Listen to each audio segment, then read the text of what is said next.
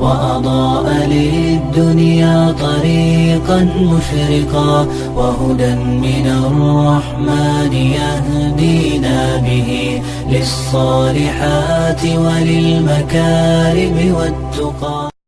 السلام علیکم ورحمۃ اللہ وبرکاتہ. بسم اللہ الرحمن الرحیم.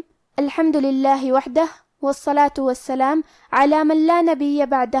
اما بعد رب اشرح لی صدری ویسر لی امری واحلل عقدۃ من لسانی یفقہوا قولی. شروع کرتی ہوں اللہ کے نام سے جو بڑا مہربان نہایت رحم کرنے والا ہے. باذن اللہ آج کے درس نمبر 151 میں سورة المعارج آیت نمبر 29 سے آیت نمبر 31 تک کی شرح اور ترجمہ سماعت فرمائیں گے. تو شروع کرتے ہیں. اعوذ باللہ من الشیطان الرجیم. والذین هم لفروجهم حافظون.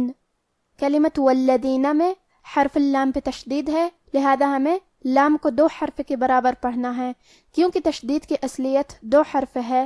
جیسا کہ یہاں حرف اللام ہے تو یہ 2 لام ہے، لام ساکن اور لام متحرک. حرف دال کی ادائیگی زبان کے سر اور اوپر والے دانتوں کے اندرونی کناروں سے ہے. کلمت لفروجہم یہاں را پہ پیش ہے تو یہاں را کا حکم ہے تفخیم.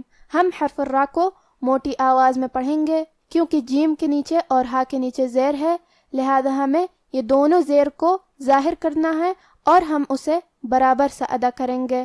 کلمت حافظون حرف الحا کو ہم حلق کے درمیان والے حصے سے ادا کریں گے. پھر یہاں حرف الضو ہے اور ضو کی ادائیگی زبان کے سر اور اوپر والے دانتوں کے اندرونی کناروں سے ہے. کیونکہ ضو حروف التفخیم میں سے ہے تو ہم یہ حرف کو موٹی آواز میں پڑھیں گے.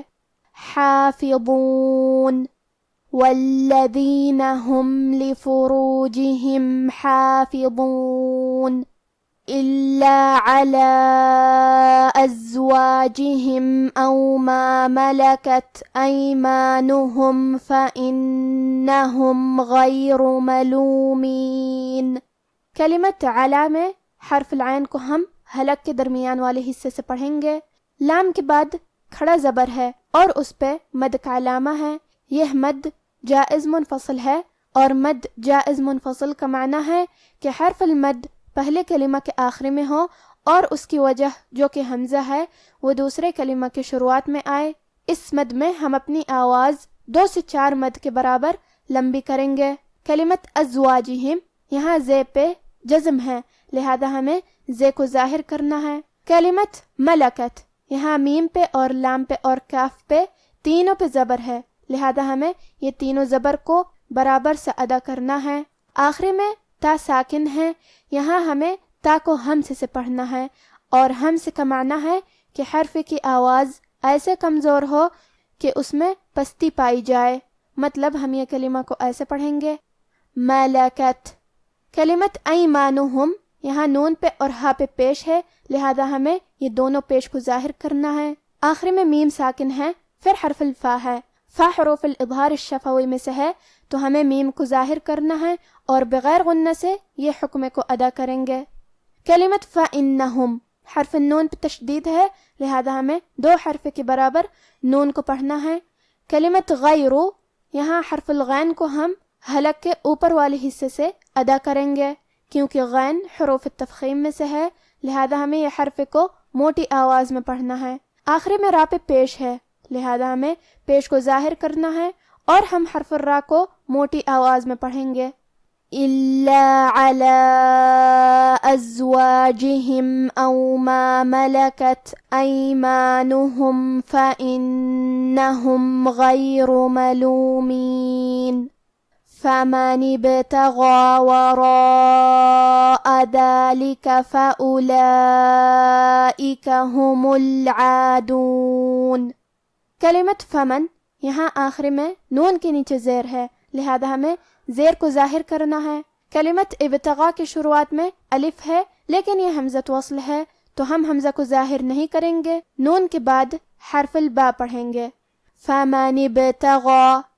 کلمت ابتغاء میں با ساکن ہے، یہاں با کو ہمیں قلقلہ سے پڑھنا ہے اور قلقلہ کا معنی ہے حرف ساکن کو ہلانا، لہذا ہم حرف البا کو ہلاتے ہوئے یہ کلمہ کو پڑھیں گے. فَمَنِ ابْتَغَى. حرف الغین کے بعد کھڑا زبر ہے تو یہاں مد الف ہے، اور کیونکہ مد الف اپنے پیچھے والے حرف کا حکم لیتا ہے تفخیم میں اور ترقیق میں، تو ہم غین کو اور مد الف کو دونوں کو بھاری آواز میں ادا کریں گے. ابتغا. کلمت وراء، یہاں حرف الراء پہ زبر ہے تو را کا حکم ہے تفخیم، ہم حرف الراء کو موٹی آواز میں پڑھیں گے. اس کے بعد مد الف ہے، یہ مد واجب متصل ہے، اور مد واجب متصل کا معنی ہے کہ حرف المد اور اس کی وجہ جو کہ حمزہ ہے دونوں ایک ہی کلمہ میں ہو. اس مد میں ہم اپنی آواز 4 مد کے برابر لمبی کریں گے، کیونکہ اس کے پہلے حرف الراء کا حکم ہے تفخیم، لہذا ہمیں مد الف کو بھی بھاری آواز میں پڑھنا ہے. وراء. کلمت فاولئک، یہاں لام کے بعد کھڑا زبر ہے، یہ بھی مد واجب متصل ہے، لہذا ہمیں اپنی آواز 4 مد کے برابر لمبی کرنا ہے. کلمت ہمو، ہا پہ اور میم پہ دونوں پہ پیش ہے، لہذا ہمیں یہ دونوں پیش کو برابر سے ادا کرنا ہے. کلمت العادون، یہاں عین پہ کھڑا زبر ہے تو ہم مد الف کو ظاہر کریں گے، آخر میں نون پہ رکیں گے تو اس پہ جزم سے رکیں گے، لہذا ہمیں نون کو ظاہر کرنا ہے. فَمَنِ ابْتَغَى وَرَاءَ ذَلِكَ فَأُولَئِكَ هُمُ الْعَادُونَ. اب آپ ان آیاتوں کی تلاوت تجوید کے ساتھ سماعت فرمائیں. اعوذ باللہ من الشیطان الرجیم. والذین هم لفروجهم حافظون إلا على أزواجهم أو ما ملكت أيمانهم فإنهم غير ملومين. فمن ابتغى وراء ذلك فأولئك هم العادون. اور جو اپنی شرمگاہوں کی حفاظت کرتے ہیں مگر اپنی بیویوں یا باندیوں سے کہ ان کے پاس جانے میں انہیں کچھ ملامت نہیں، اور جو لوگ ان کے سوا اور طریقے ڈھونڈیں تو وہ حد سے نکل جانے والے ہیں. آج کا ہمارا درس یہیں ختم ہوتا ہے. استودعکم اللہ الذی لا تضیع ودائعہ، والسلام علیکم ورحمۃ اللہ وبرکاتہ.